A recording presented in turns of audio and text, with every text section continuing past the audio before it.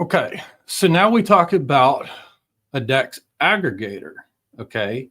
Because on a centralized exchange, everything happens in one place, okay? They're on you're doing the swap, they've got the liquidity, all of that, it all happens right there. But in DeFi, we need something else to actually facilitate that swap. Jupiter is one of the most popular, well-known examples on Solana. It's a DEX aggregator. It's not actually a DEX itself.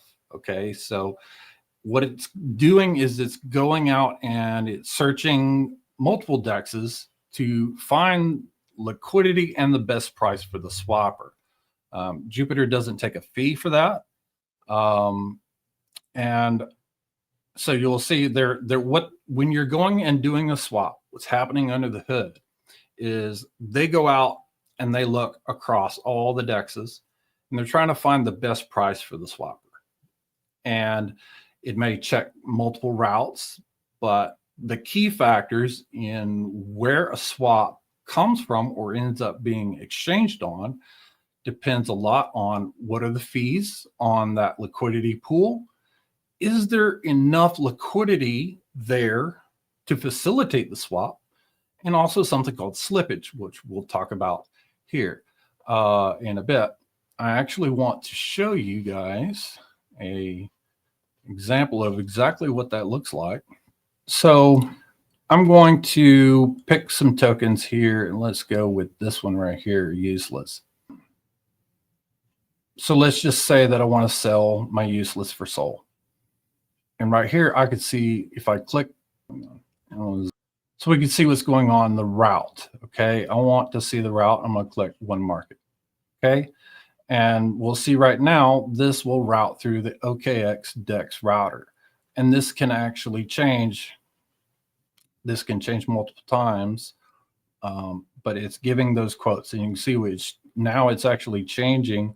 It's finding different routes at any given moment. It's wanting to route through these different pools.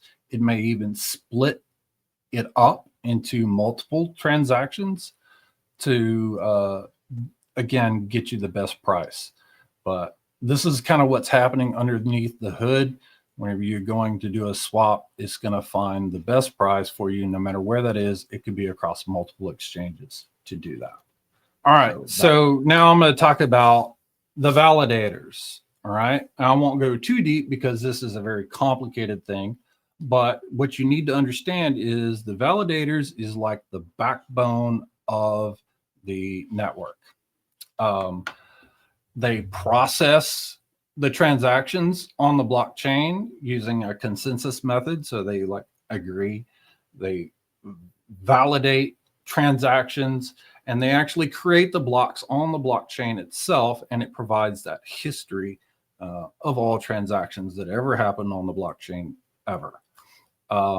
They have to deposit quite a bit of SOL as collateral, and that helps ensure that they're operating fairly and honestly, because if they are giving bad transactions, writing bad blocks, or doing nefarious things, they can be slashed, have their money taken.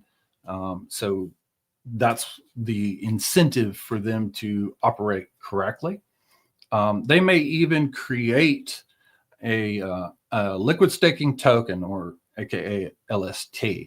And one of the things that does is allows individuals such as yourselves in a way to participate in these rewards, because the validators, they get paid to do this. Whenever they are validating transactions, they are paid in a small amount of SOL. And so that's the reward. That's the reward for running the validator. It's very hard to set up and expensive. So it does that. I've listed some examples at the top. You may have seen some of these tokens before, such as LP SOL. That's also known as LP Army SOL, Jeep SOL, Jito SOL, M SOL, and then there's a ton more. But here's another visual of exactly how that works. Anyway, what's happening when you're doing a transaction? You got the transaction, it's submitted, an RPC, or remote procedure call node, is listening for that. The validators are picking up that on the RPC nodes, and they use like a voting system. The more SOL that they have put up as collateral, the more likely they are to actually get these transactions. They make sure that the transaction is good and all of that stuff, and then they write it to the blockchain. So that's how it works. They are critical to the entire network.